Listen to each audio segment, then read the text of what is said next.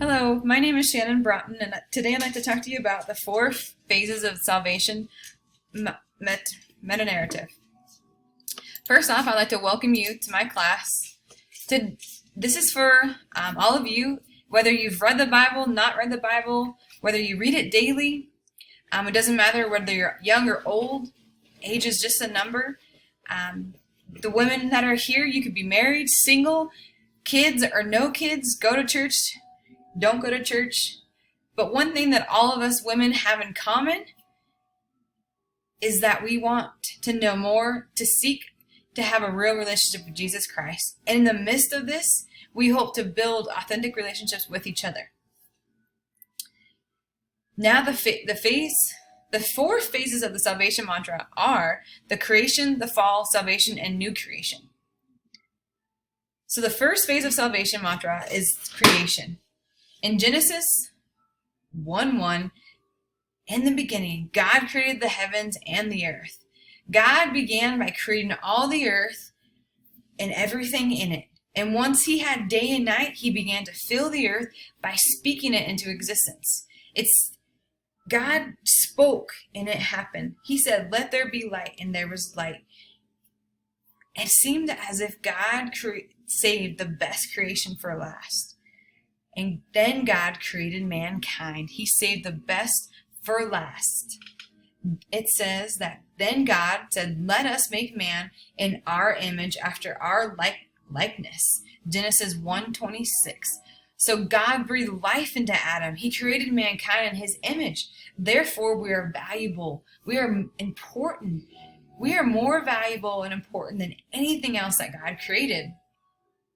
It is important to see that the creation of the story is where it all began. There's nothing else, no other means. God is all powerful. He is all knowing. He spoke creation into existence. He knew exactly what he was doing and made everything perfect.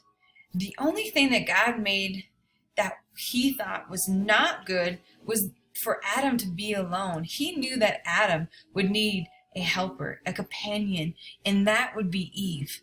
So not only did God create the entire world, but he also gave us the first example of a marriage and what it looks like between a man and a woman. So he created the world, he created all of that, but he also shows us in his marriage that he wanted fellowship with all of us.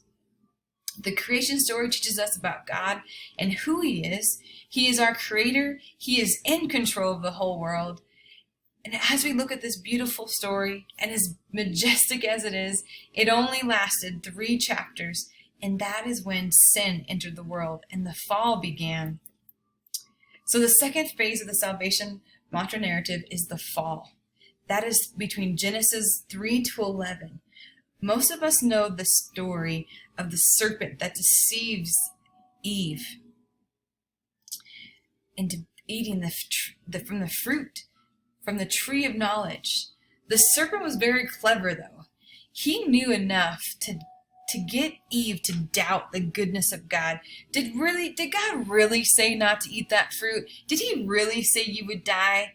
And so he planted that seed. He was able to get her mind off of what God had for her and the goodness that was for her and think about what she was missing. I always think to myself, where was Adam during this conversation? Was he right there with her? Was he around? Where was he? I feel as though he may have been gone at this certain time. Satan's best strategy is to get us first to doubt what God says, and then he divides us. He divides and conquers. So now, once Adam and Eve had eaten the forbidden fruit, their eyes were opened. It says in Genesis 3:7, then the eyes of both were open, and they knew that they were naked. It was the first time that sin had entered into the world, and now they saw themselves with the guilt and the shame. They felt naked and felt that they needed to cover up and hide from God. This is why they covered up and hide. They wanted to take what was now naked and hide with themselves with fig leaves, it says in Genesis 3:7.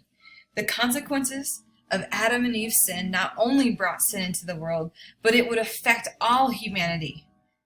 The consequences would be death. Sin leads to death. And this is why we must have, the only way sin does not lead to death is by having something to redeem us. We need a redeemer. And that is where the redemption story comes from. The third phase of the salvation mantra is redemption. Ooh, I love that word, redemption. Redemption is from Genesis 12 and beyond. But before we get into Genesis 12, I'd like to bring us back to the garden. We were just talking in the garden about how the serpent deceives the woman, Eve. And right there, God comes back to the garden and is looking for Adam and Eve to fellowship with them. He wanted that fellowship, and he did that daily with them, each day. And they were hiding. He said, "Where are you? I'm hiding from you. I'm afraid from you." And God was confused. How do you know you're naked? Why are you running from me? Why are you hiding?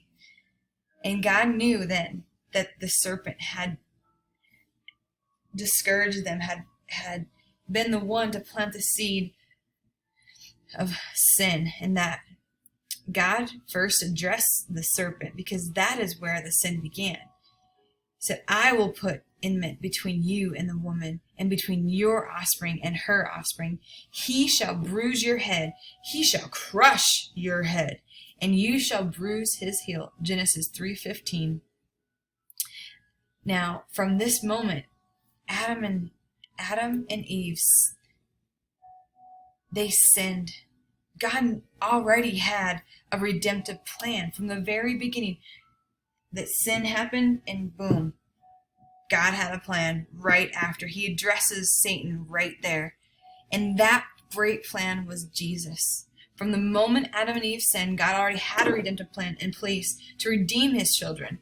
He wanted Satan to know from the very beginning that although sin had entered the world, Jesus would be the offspring to crush Satan's head. Now notice it also says that Satan will bruise his heel, talking about Jesus. Satan did bruise Jesus' heel by tempting him in the wilderness to draw him into sin. And it may have been Satan who terrified Christ in agony to drive him to despair. Satan can bruise our heels on earth, but it is safe to know that our heads are safe in heaven.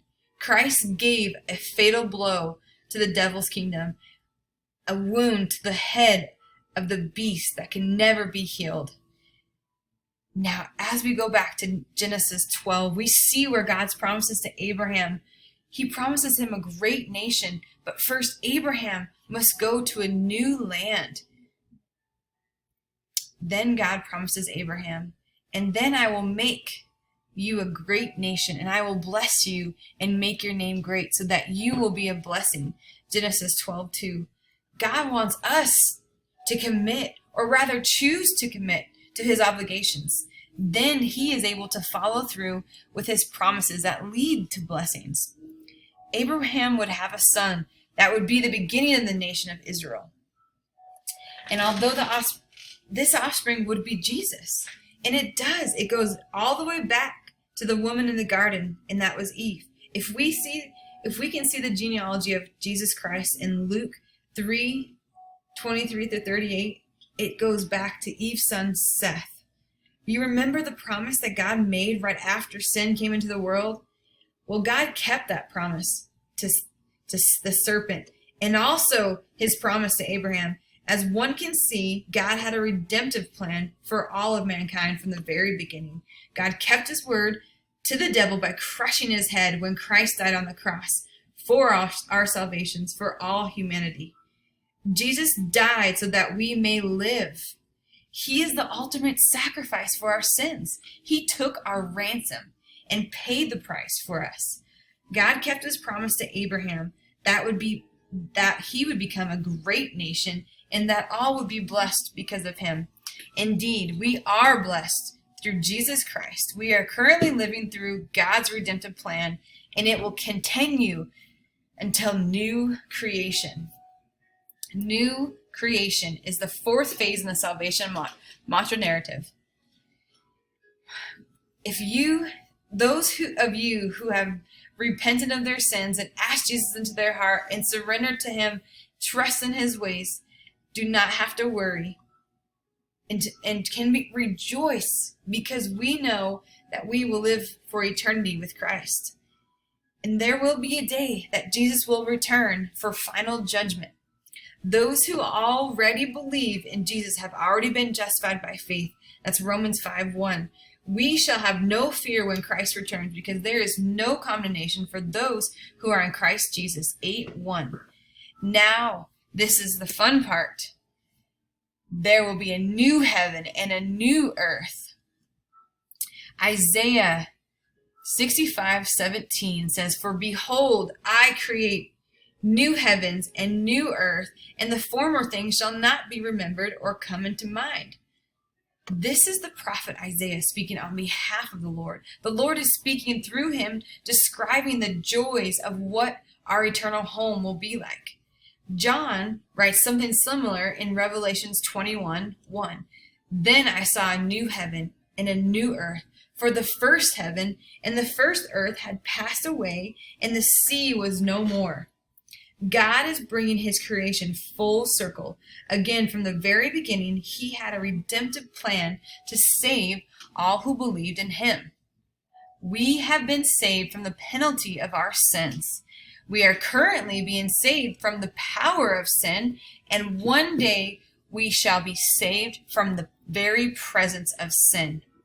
Our purpose in life is to follow Christ and to share the good news with others, pointing them to the one and only Savior of the world, while waiting for our home in eternity with Christ. Thank you very much for listening to my presentation on the 4 phases of salvation mantra. I hope you enjoy and have a great and blessed day.